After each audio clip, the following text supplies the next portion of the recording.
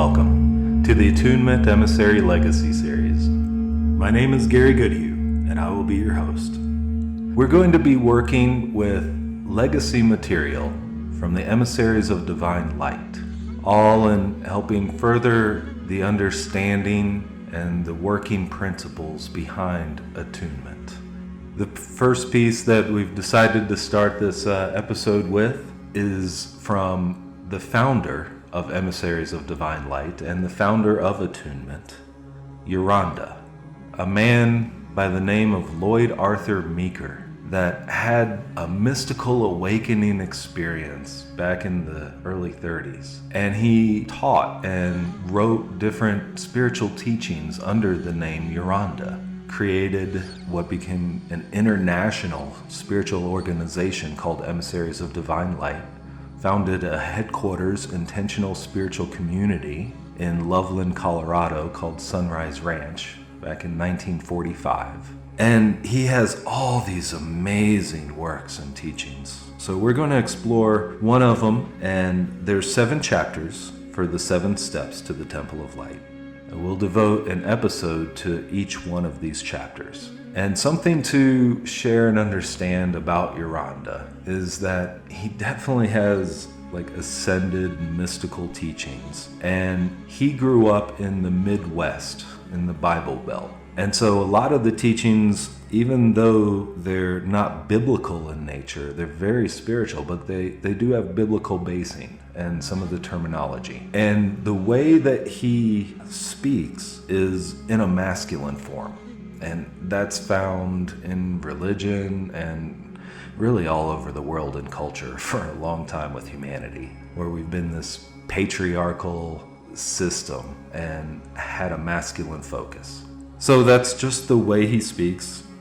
I would just ask everyone to just look past that, to know that when he says man, he's speaking to mankind and humanity. And when he says he's simply talking to each person, the experience of a soul, of a human. Anyone can see themselves inside of these divine relationships that make up the understanding of attunement.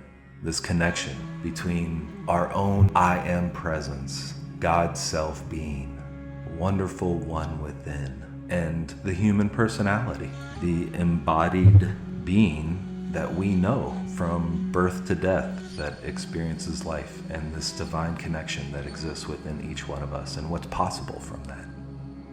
So chapter 1 of the 7 steps to the Temple of Light is titled Patience, and there are 4 paragraphs.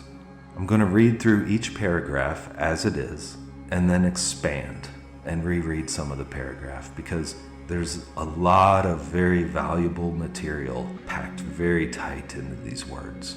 And it's my understanding right now, the way I'm looking at patience, having read through this, is that it's the experience of what I might call divine detachment.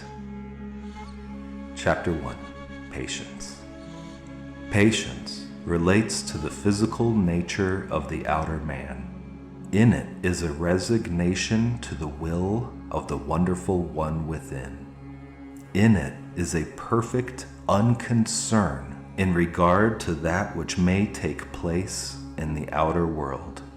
In true patience is the steadfast attitude towards the unreal. It matters not to me. Thus it is that the outer man is free from all attachment of the outer world, and being free, perfect patience is maintained in tranquility. Let love radiate without concern for results.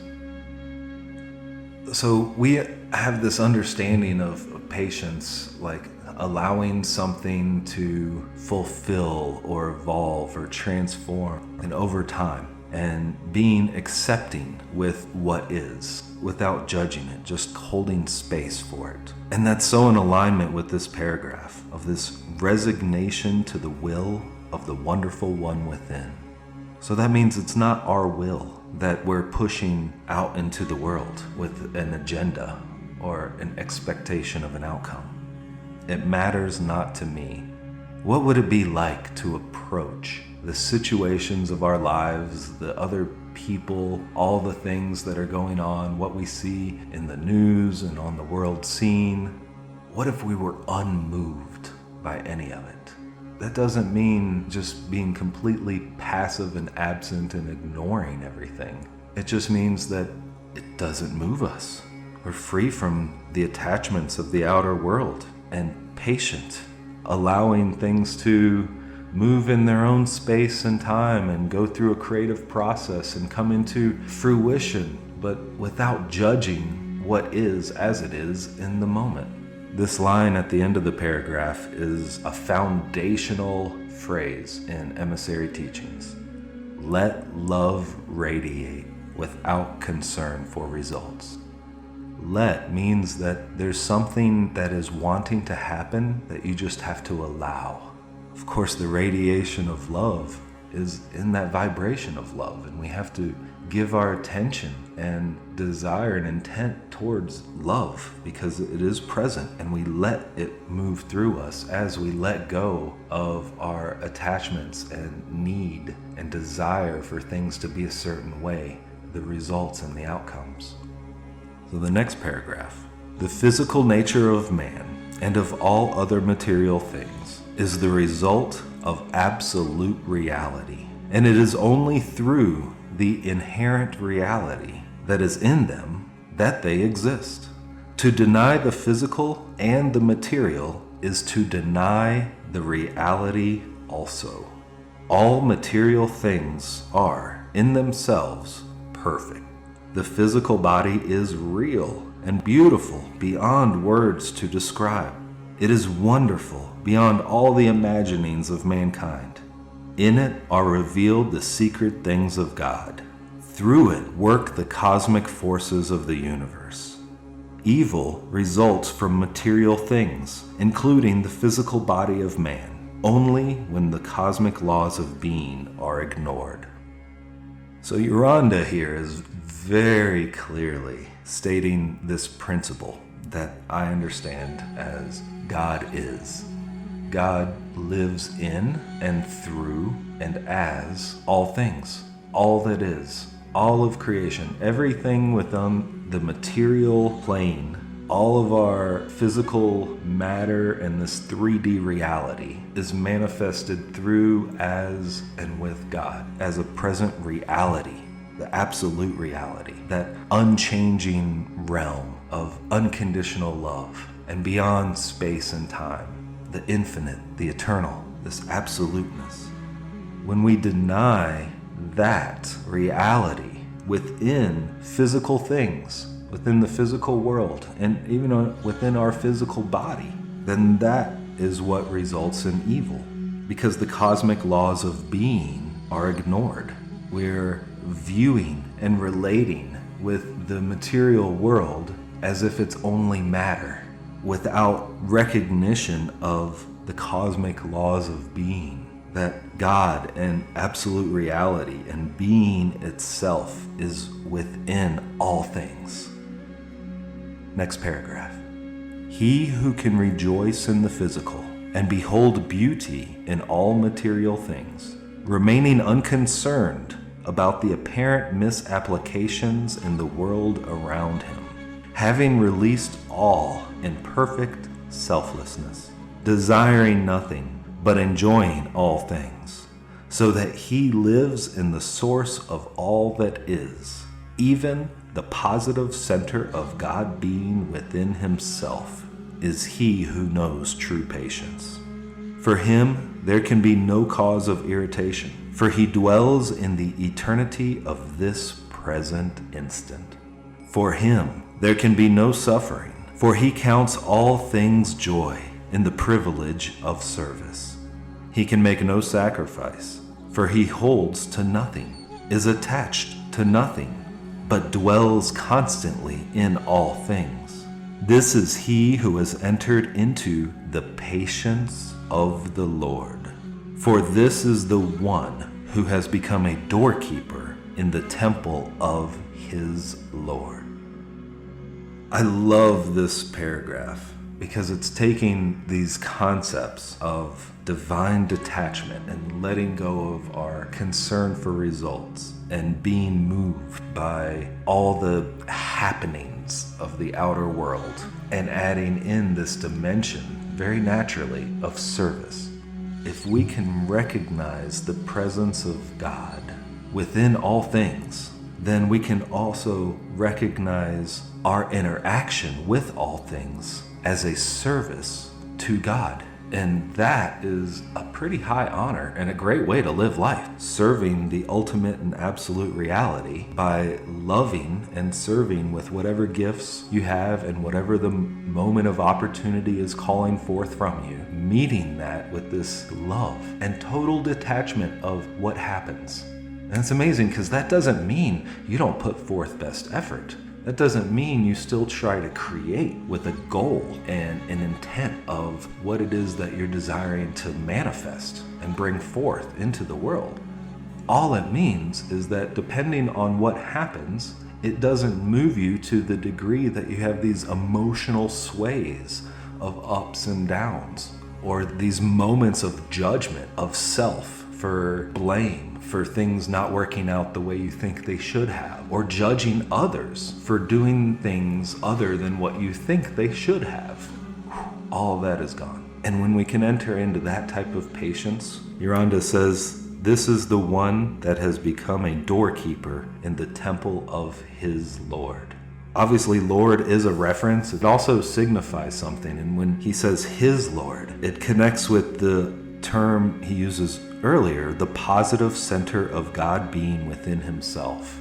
And I love this because it takes it out of this idea of a relationship with a God that's some separate entity existing outside of myself, and puts it right back into the connection as the deeper, eternal, divine aspect of who I am and my relationship with that. And that is attunement. That is our connection. That is what the entire teachings of emissaries and Uranda are devoted to. And that's carried on through generations up to today and continuing forward for many more generations, because this awakening of consciousness into our divine identity is part of the destiny of humanity, I believe.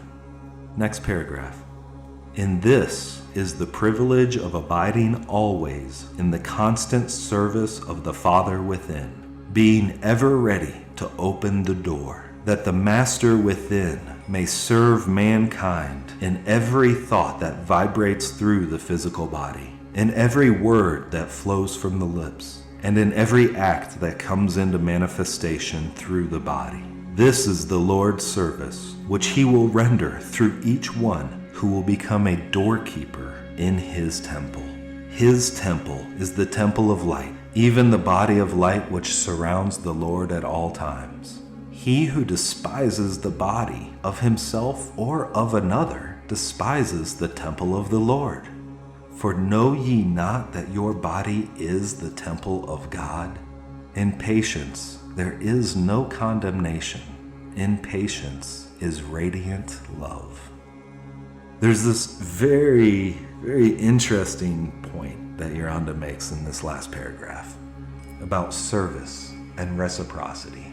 And so if we can see the presence of divine reality within all of life, all of the different people that we interact with, all of the manifestations on this material plane, this 3D world we live in, then we can see how we can serve the divine simply by serving everything and everyone in front of us. And what he's saying in this paragraph is that the Father within, the Master within, this positive center of God being within each one of us, is serving us, is serving the whole of mankind by serving each one, by moving through all of our capacities, vibrating different thoughts that move through the mind, moving words that flow through our lips that have a divine presence and intent behind them, and all of our acts that move through our body, how we interact and move and create inside of this world, all the forms and energies,